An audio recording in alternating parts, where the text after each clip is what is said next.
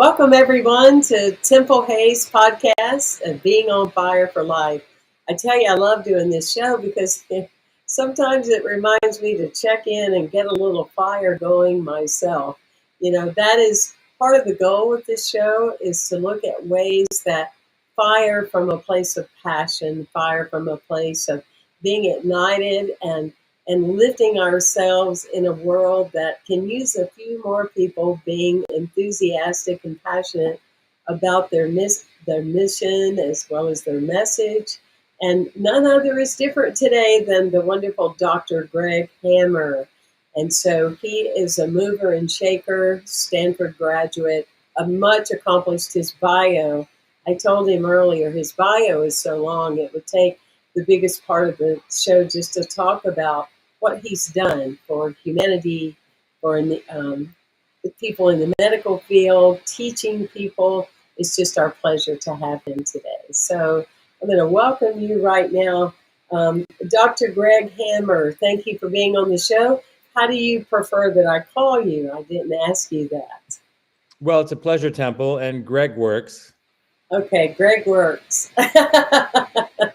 Oh, it's such a blessing to have you on the show. And I immediately noticed the beautiful energy that you have. And one of the doors we were thinking about addressing today is all of your knowledge related to longevity. So just take us in any direction you would like to go. Sure. Well, I think it must be National Stress Month or something like that, because I'm getting asked to talk about stress a lot. So, that's a great topic, both from the standpoint of acute stress, and my definition of resilience, which everybody wants, is the ability to prevent the acute stress response from turning into the chronic stress response, because chronic stress is one of the variables that actually ages us. So we talk about longevity, as you suggested. What is it that we're talking about? We're really talking about living a long life, but a healthy and happy life, because living a long life, if you're not healthy and or happy, is more like a punishment. So, we could, if you like, we could talk about stress. We could talk about stress as a contributor to the diseases of aging, and aging itself, which is actually being considered a disease itself more and more. And then we can talk about the other factors that contribute to longevity, and really stress and learning how to cope with stress and becoming resilient so we don't have chronic stress that stimulates those diseases of aging. And longevity is really all sort of one continuous conversation. So we could sort of insert ourselves anywhere along that continuum. Well, you just take us on the ride, and I've already bought my ticket for the bus. So let's just go. And I just want to reiterate to our listening audience, because they know this, but just to remind them, if they have questions, they can ask us on social, and we will share those with you. So yes, take us on the journey. Yeah, the bus tickets are free of charge. There's no currency involved. So maybe, Temple, we can start with acute stress. So This is something that we all experience all the time. I think, every time we turn on CNN or whatever our favorite streaming channel is these days, there's just so much stress and stressful stimulation in the world. And, it's pretty much all there is on air 24/7, 365. So, between what's going on in Israel and Gaza, and now Israel and Iran and Lebanon, and what's happening in Ukraine, which is sort of ironically, kind of page 2 news now, I suppose, and what's happening in our politics that we're now watching in the courtroom, and the great political divide. Each side can't really believe that the other side is doing what they're doing or holding the opinions that they're holding.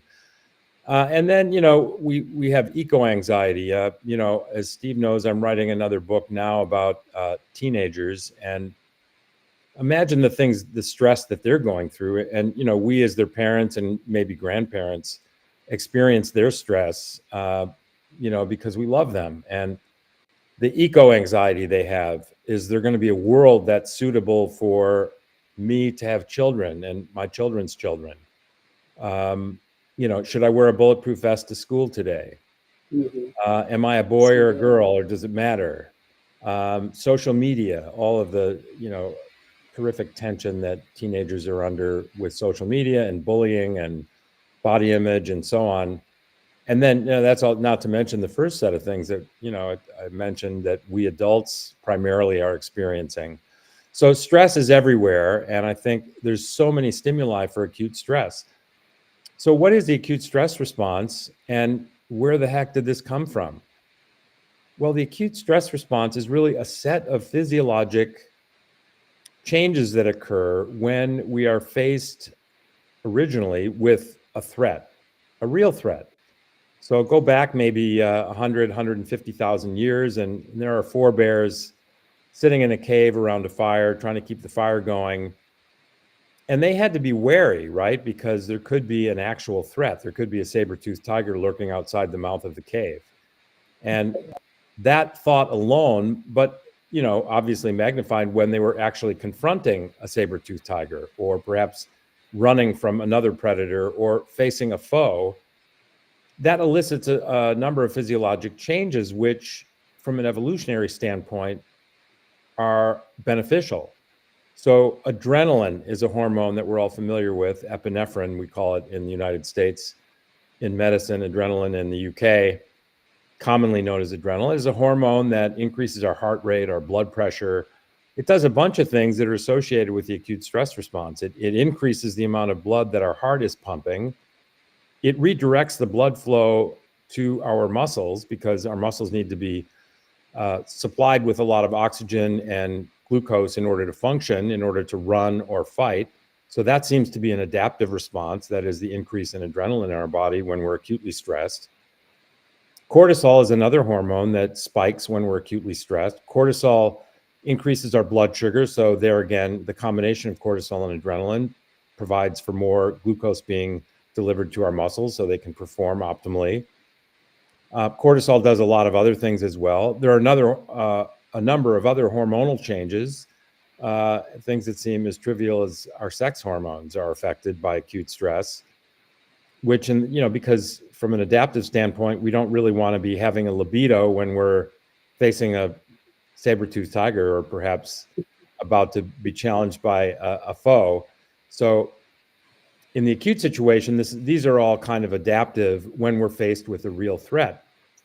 The problem is, first, that mostly nowadays, the acute stress response is initiated without an actual threat. It's mainly stimulated by our thoughts. And this is largely maladaptive. So I'm walking down the hall and I'm going to meet with my department chair, and I don't know why he or she wants to meet with me. And I was just asked to show up. So I'm walking down the hall. I feel my heart rate going a little faster, and probably my blood pressure is going up. Probably my blood sugar is going up. My cortisol and adrenaline are both responsible for that. I feel anxious. I might feel a little sweaty or even jittery. And, these are not really adaptive responses for simply facing the thought of what's the worst thing that might be happening in this meeting I'm walking into. Another aspect of the acute stress response, it does make us hypervigilant. So, for kids who are taking their SATs or what have you, to be a little bit stressed, it might actually help them focus just by activating this vigilance response. So that's another adaptive thing. So that might be adaptive for me when I'm walking down the hall. But in general, when the acute stress response is stimulated by our thoughts, it's often maladaptive, right? Because we can just be sitting, you can turn on the television and there's one of these multiplicity of items I mentioned that causes stress, and our cortisol, adrenaline, and other hormonal changes kick in. And that's not really adaptive. We don't really want that to happen. But here's the thing, Temple, it's okay to have that acute stress response as long as we can neutralize it, as long as we have the tools to neutralize those changes relatively quickly. So it's almost like our psyche, our body can recognize that these responses are not adaptive in this situation. Let's neutralize them. Let's bring that adrenaline back down to normal. Let's bring that cortisol back down to normal. Let's have our blood flow redirected back to our vital organs. We don't really need all the blood flow going to our muscles. So if we can neutralize this acute stress response, then we have something called resilience. And, this is my made up definition of resilience. It's the ability to prevent the acute stress response from becoming chronic. In other words, the ability to neutralize the acute stress response when we consciously or subconsciously recognize that it's no longer adaptive. And that's resilience. And as long as we can do that, then we can neutralize those hormonal and other changes and prevent them from contributing to these longer term disorders or diseases of aging. What are those diseases that chronic stress facilitates? It includes cardiovascular disease, because that increase in heart work and blood pressure caused by adrenaline, when it's chronic, causes cardiovascular disease. It causes disease of the cardiac muscle. It causes and contributes to disease of blood vessels. So it's clearly something we don't want. Another disorder that's associated with chronic stress is what we call metabolic syndrome.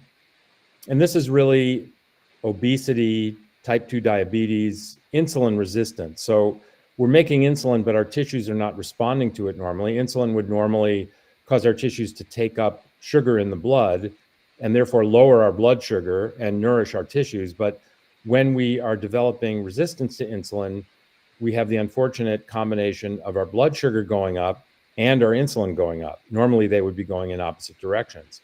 So that's part of this metabolic syndrome: obesity, type 2 diabetes, insulin resistance, cardiovascular disease, metabolic syndrome, neurovascular disorders, and things like dementia are really contributed to by chronic stress. And the fourth horseman, if you will, of aging is cancer. And cortisol, for example, when it's chronically elevated, it's an immunosuppressive. So when your cortisol is chronically elevated, it's equivalent to taking a drug like prednisone chronically. So if you have rheumatoid arthritis or another chronic inflammatory disorder, you might, the risk benefit might be in favor of taking a drug like prednisone, but there are side effects associated with prednisone. They include weight gain, loss of muscle tissue, change in the shape of the face and the body in general, lots of adverse changes, including suppression of our immune response, and that may contribute to cancer. So these four disorders, cardiovascular disease, metabolic syndrome, neurodegenerative diseases, and cancer, are all facilitated by chronic stress, among other things. And so again, here's the importance of resilience, preventing that understandable and common acute stress response from turning into chronic stress and contributing to these maladies that we all face and we all dread.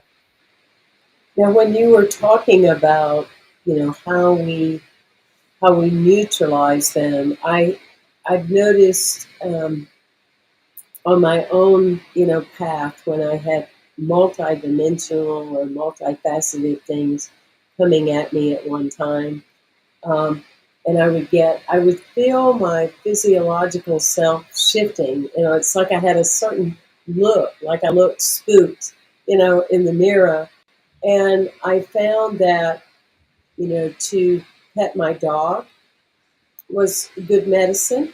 And I would start coming back, or go outside, take off my shoes. I live in California now, so I don't take them off as much as I did in Florida, but I would take my shoes off and let the sun beam and put my feet on the ground.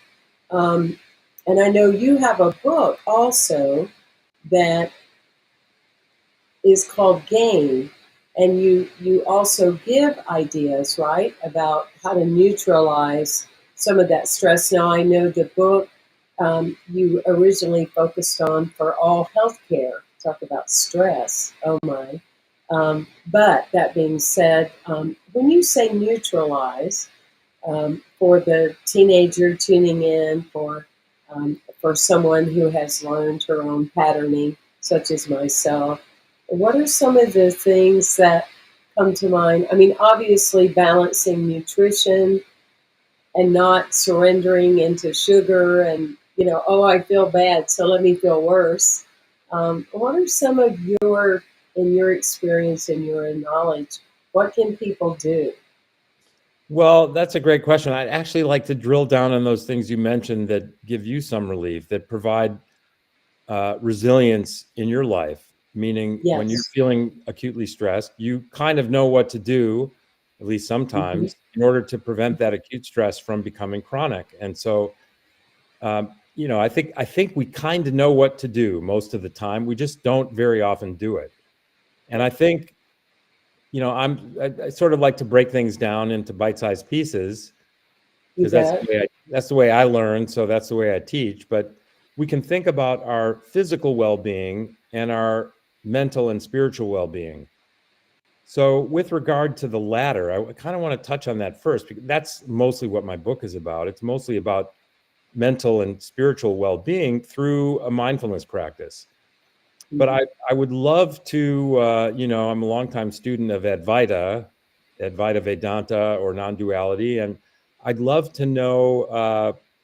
I don't want to take over the interview as the interviewer, but I would love to know what you think it is petting your You dog can do and you can do whatever you like. I said, this is not a scripted show, which is all why right, were scripted, I wouldn't enjoy doing it. all right, So good. for me, what I Yeah, realized years ago in practicing, and I think having a space over here that says I really want to walk my talk. I teach spiritual values and about meditation and consciousness and those kind of things. So when I feel myself getting worked up and I'm at the gate of the rabbit hole, I haven't gone down it yet, but I'm at the gate and I could go somewhere, whether it's parental language or, like you said, I just very innocently wanted to watch this cute little video about a cat. And the next thing I know,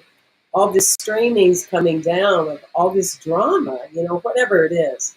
It can be a series of things, it can be real things going on that you addressed when we first started the show. So I have learned to listen into when I feel my body start to change. Like I said, I looked spooked. And that means I'm totally out of the present moment. It doesn't mean I'm denying what's going on. I'm not an advocate for war at all.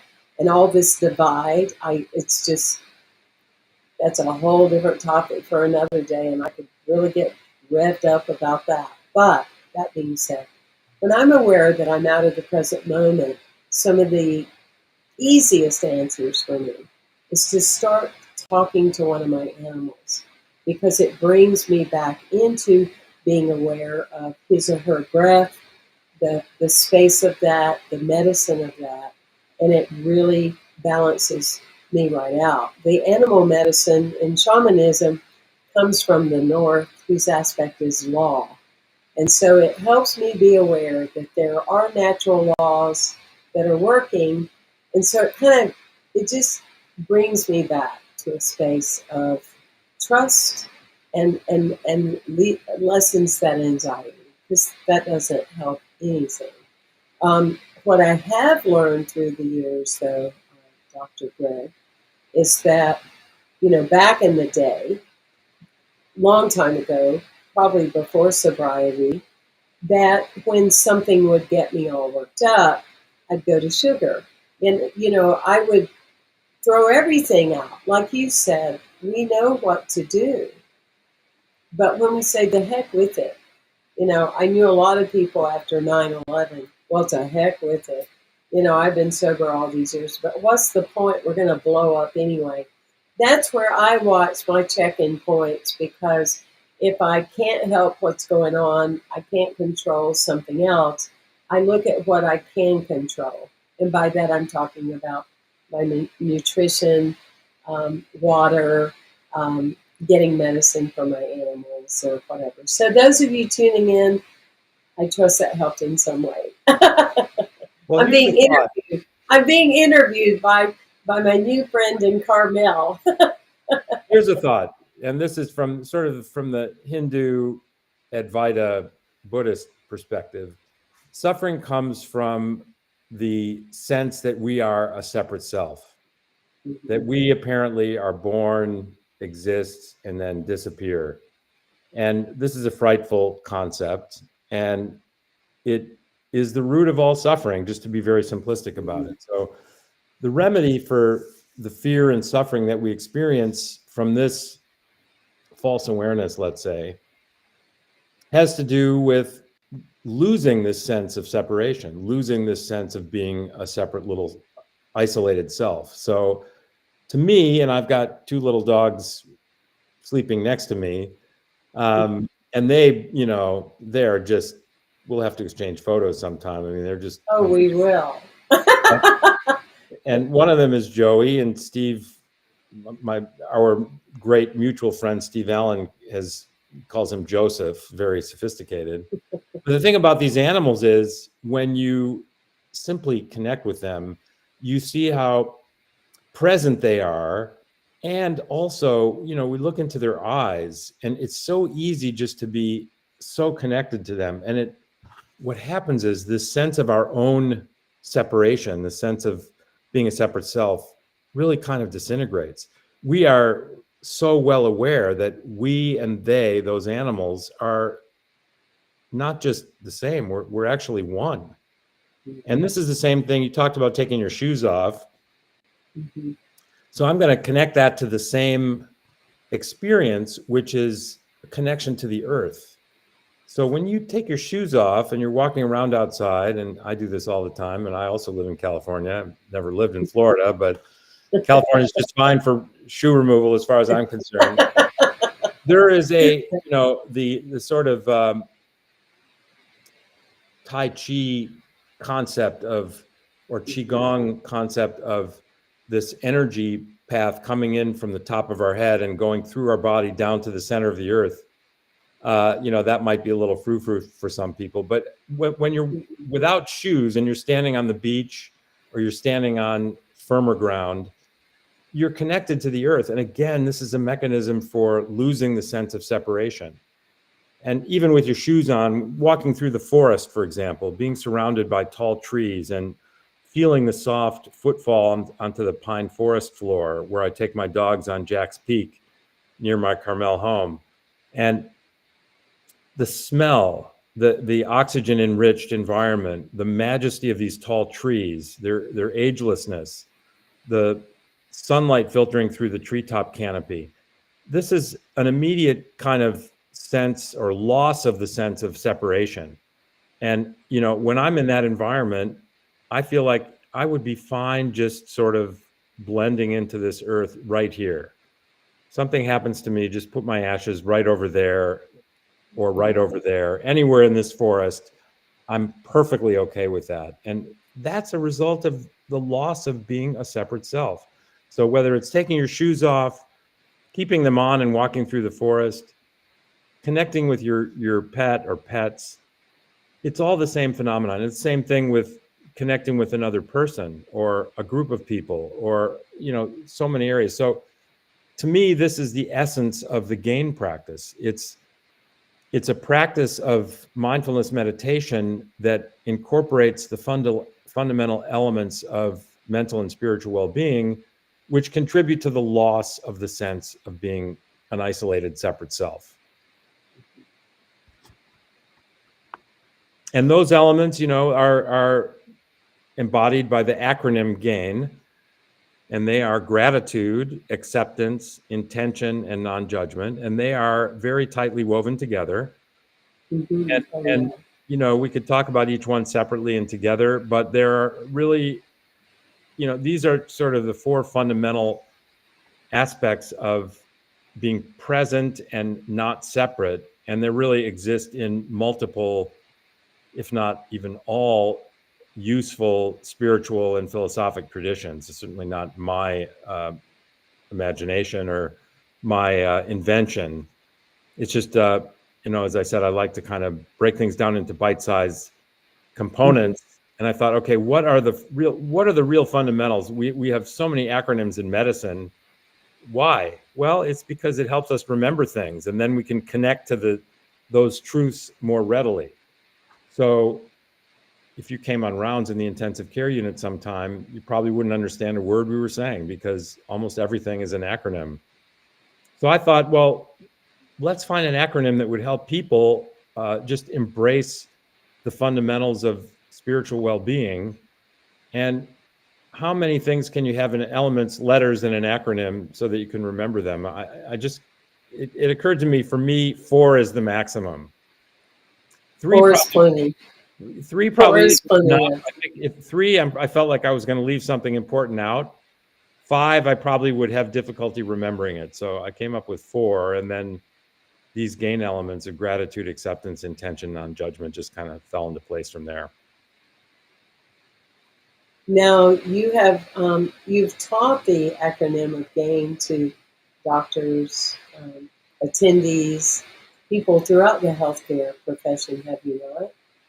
Yes, I have, and I'm on the road doing that again at the end of next week. So yeah, I'll be kind of going around the country again in May, finding dog sitters and talking about GAIN. Well, it's just so wonderful because that alone can be a huge anchor, just starting with, well, all 4 of them. And as I'm sure one of them isn't any more important than the other. They're a family, if you will. But just to be in a place of gratitude can totally shift so many things, because it amazes me with any of us in our human suit, even if we are in the practice of doing better and knowing better. When you start thinking about what isn't working, I mean, you can just get on a list. This is this and that and this and that. And it often upsets me when spiritual leaders are talking about how crazy our world is, because our world is beautiful. And then we have people. Well, people are beautiful too, but we They could are.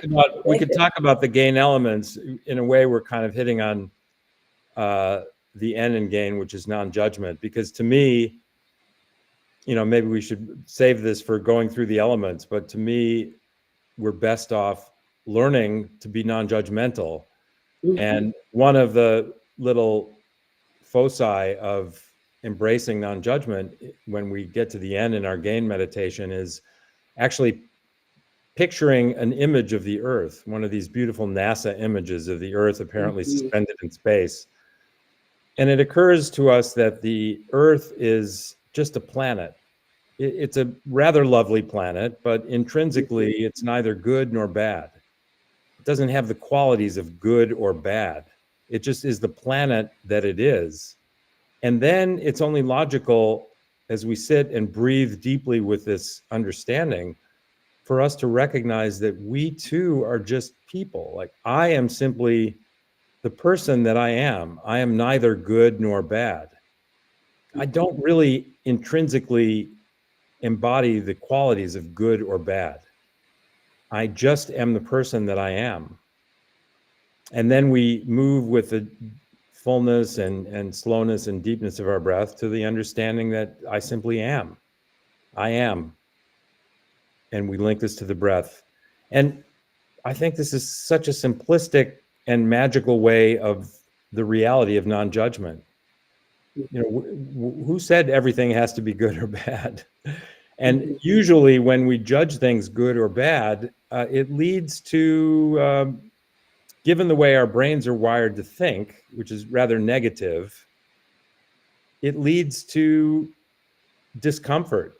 So I was at a Qigong retreat several years ago, and Ming Tong Gu, who is the Qigong master who is teaching at the retreat, had us sitting on the floor, all of us participants. We were paired off with our partner, and we had the assignment to look at each other and say repeatedly, arbitrarily, he said, maybe the person with the longer hair start first, and say to the person with the shorter hair, "You are good."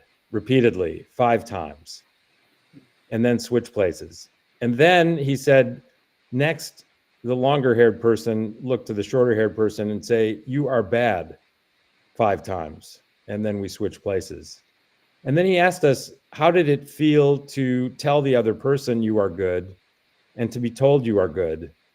And likewise, you are bad. And it turned out that everyone said, well, at least the majority of people seemed to respond when he asked, how did it feel telling someone you are good or being told you are good? People said, yes, that felt good.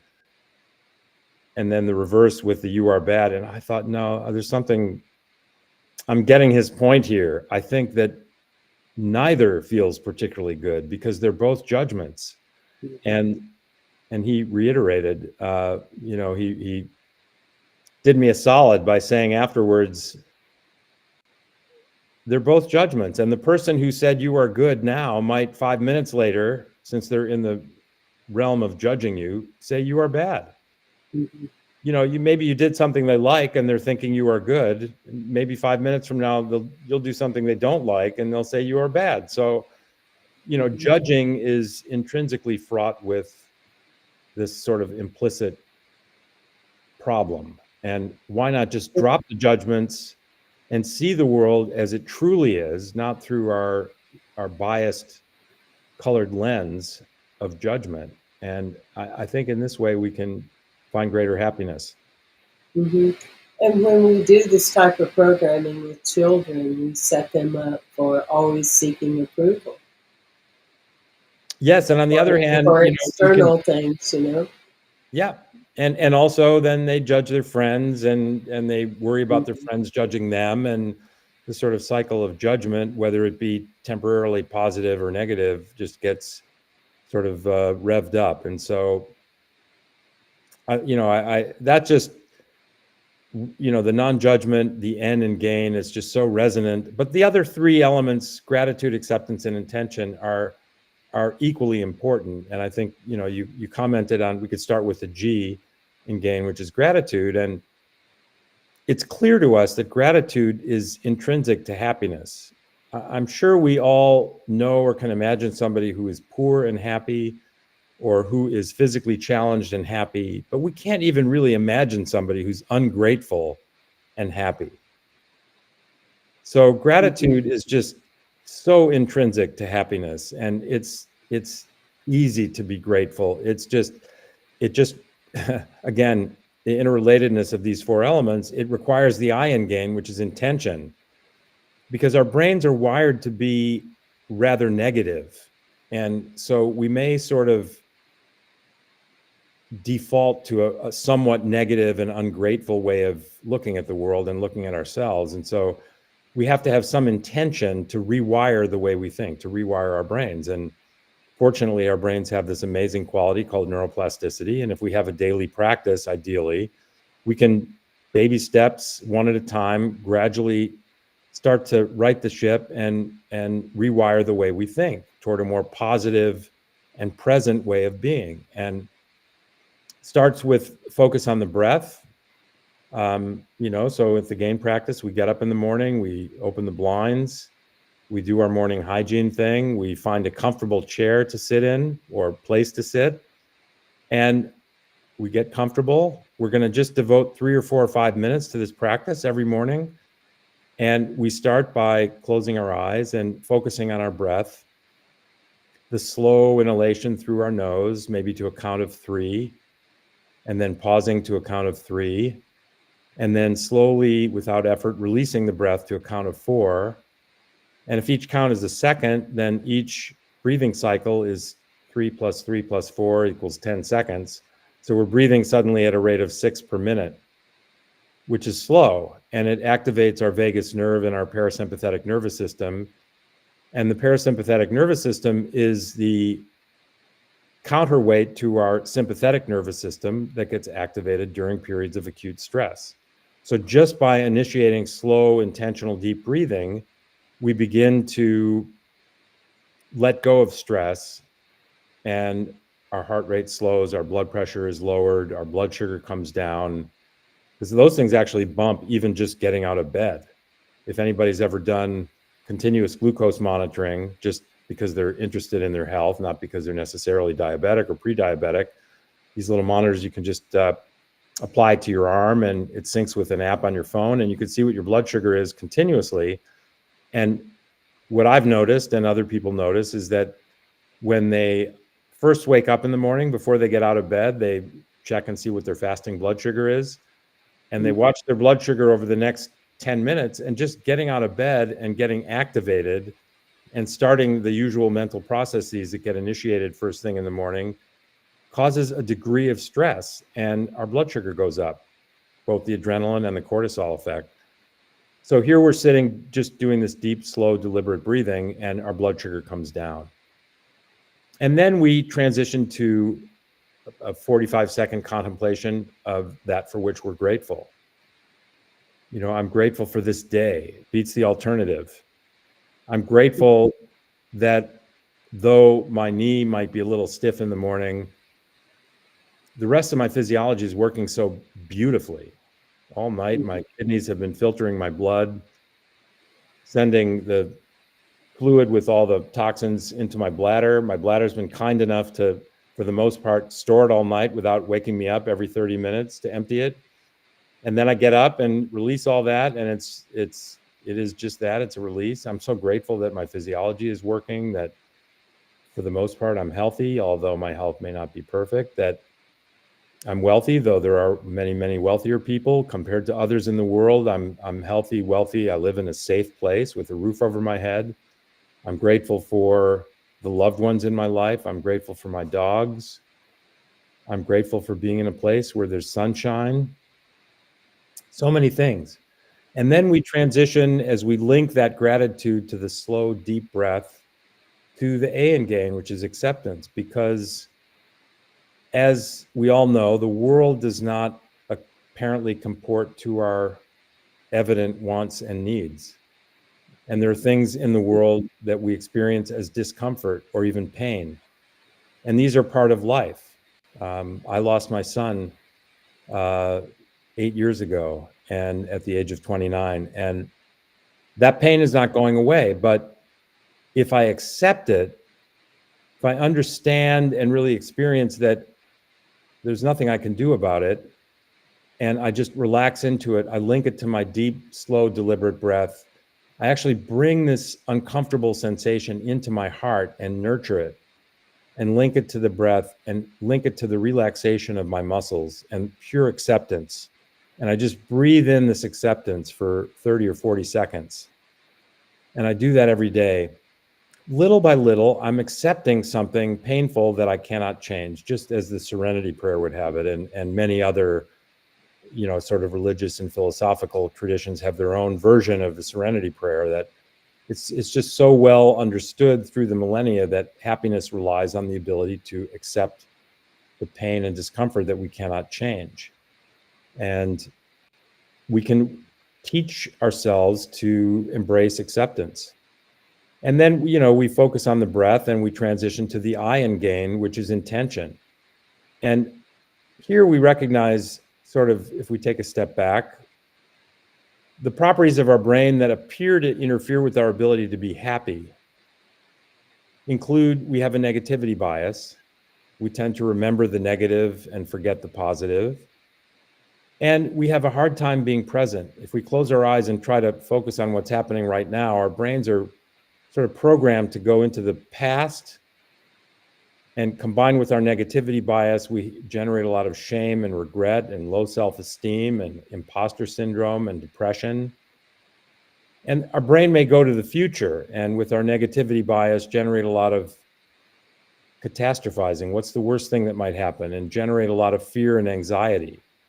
So if we could teach our brain to just relax into the present moment and be more accepting and positive, again, the acceptance and intention are so linked, then we can find happiness. So if we can start to reprogram the way we think in these ways, we can be happier, and it's not complicated. So we spend those 30 or 40 seconds focusing on our present experience. As we experience the slow, deep fullness of our breath, we think of the pressure of the chair against our body.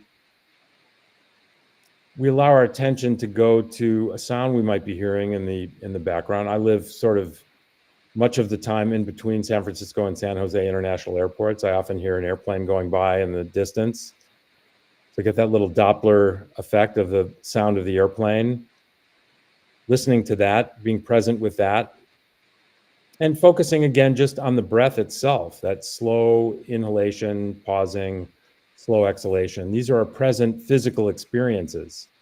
And if we can focus on our present experience, be it physical or otherwise, we're reprogramming the way our brain works to be more present. And that's really where happiness lives. If you think about all those happiest moments that we were talking about before, taking your shoes off, being with your dogs, you lose a sense of separation, that sense of separate self, but you're also going into the present moment, which I think you alluded to. So we just spend these 40 seconds focusing on our present experience. And then we, focusing on the deep, slow fullness of our breath, go to the end and gain. And we sort of talked about one way to do that would be to picture this image of the Earth apparently suspended in space and recognize that the Earth is rather lovely, but neither good nor bad. It's just the planet that it is. There is no judgment. And we too, I too am just the person that I am. I'm neither good nor bad. And there is no judgment. I simply am. And we return our focus to the breath and this I amness. And we sort of breathe in, pause, and exhale with this I am. And we repeat that. And then we slowly open our eyes and we're ready to go out in the world. And even though that took me more than 3 minutes to go through, in fact, the practice can be done in as little as 3 minutes. And what we're doing is one baby step at a time. We're sort of rewiring our brains to be more present, more positive, more grateful, accepting, intentional, non-judgmental. And it's really rather simple. And it sets you up for the rest of the day and how you receive and perceive things, yes? Absolutely. And the thing is, Temple, that the more we do this practice and the more we take advantage of our neuroplasticity and begin to rewire our brain, the more we have these light bulb moments when our thoughts and our experiences are not in keeping with these principles. So, I do my gain meditation, I have a cup of coffee, I get in my, actually for me, get on my bicycle and I start to ride to work. And as I tell a story in the book, I ride through this narrow lane, and as I go down this lane, looking at the sun coming through the treetop canopy and just the beauty of the early morning, I see somebody walking in the path in the same direction I'm riding. And as I get closer, I see that they're kind of in the middle of the path, so they're kind of blocking me a bit. And as I get closer, I recognize they have buds in their ears. And I'm thinking to myself, and then I see they're looking at their screen. And I'm thinking, why are they listening to their buds? Why aren't they listening to the birds? And why are they looking at their screen? Look at what's happening actually around them. And what I'm doing is I'm starting to form all these judgments. And what happens is, just before I get to them on my bicycle, they're 10, 15 feet away now, a little light bulb goes off. And it says, hey, you just did your non-judgment meditation, and here you are forming all these judgments. What happens, Temple, is it's amazing. I get a little laugh to myself. I end up getting a little hit of dopamine instead of that hit of adrenaline and cortisol. And now I'm actually riding past this person, and I look down and smile at him, and he looks up and smiles at me. And what started out as a judgmental, rather unpleasant moment became a joyous interaction with another human being. And it's that light bulb experience that actually fortifies this rewiring of our brain process. And so the more we do the gain practice, the more we have these light bulb moments when we're being ungrateful, or when we're resisting something uncomfortable instead of accepting, or when we're lapsing into our old habits of being negative and overthinking the past and ruminating over the future, when we're being judgmental. We have these light bulb moments, and we quickly can redirect ourselves in alignment with our true understanding. And again, this just fortifies the process of reprogramming the way we think to be happier people. Mhm. I love this. I love this acronym, and I love this practice. And it's so um, achievable. Like you said, all of 2 to 3 minutes to start your day. And we know that the minutes it will save a person throughout the day, of not focusing on things that are just time zappers or, And, or it's whatever. that's true. And the other thing is that when I'm walking down the hall going into that meeting with my department chairman, and I start to feel this acute stress response, I'm beginning to develop the tools to deal with it. So I recognize that my adrenaline and cortisol levels are going up, my heartbeat is going up, getting a little jittery. What I do is I just go to my breath initially. Just go to that slow, deep, intentional into a count of 3, pausing to a count of 3, and exhaling to a count of 4 breath, activating the vagus nerve, the parasympathetic nervous system, and it's neutralizing the acute stress response. Just the breath. And not only that, but it brings these other gain elements with it by association, because I'm so used to having the sense of gratitude, acceptance, intention, non-judgment when I focus my attention on my breathing in this way. So all I have to do is go to the breath, and I get these other benefits too, beside Sure. neutralizing the acute stress response. Brings me into gratitude, acceptance, intention, non-judgment, and I go into that meeting with my chairman, and I'm bulletproof. Mhm. Turns out, he's giving me some good news, but naturally my negativity bias led me to believe otherwise, absent any real information. Well, it's been a true joy to have you on the show today, Dr. Greg Hammer. And everyone, you can go to greghammermd.com to find out more about Dr. Greg, his travels, his book, and he's coming out with another book, I understand. So tell us a little bit about that, or can you at this point? Oh, I can. We thanks to Steve, I got a wonderful book agent now, and collaborating with a new co-author, and the book is tentatively entitled A Mindful Teen. So it's really Mhm. just applying these principles to parenting, interacting with teens as a teacher, a social worker, a school counselor, a school administrator, an uncle, a grandparent, and how we can help begin to teach our teens, first by example, how to deal with the acute stresses they face, which are really Sure. unprecedented. Yeah. Well, I'm so grateful. And what a wonderful area and population to be focusing on. It's so needed, so needed. Well, thank you, Greg. It's been a pleasure, and thank you for being on the show. It was my pleasure, Temple, and anytime. And remember, the ticket price is zero. The ticket price on the bus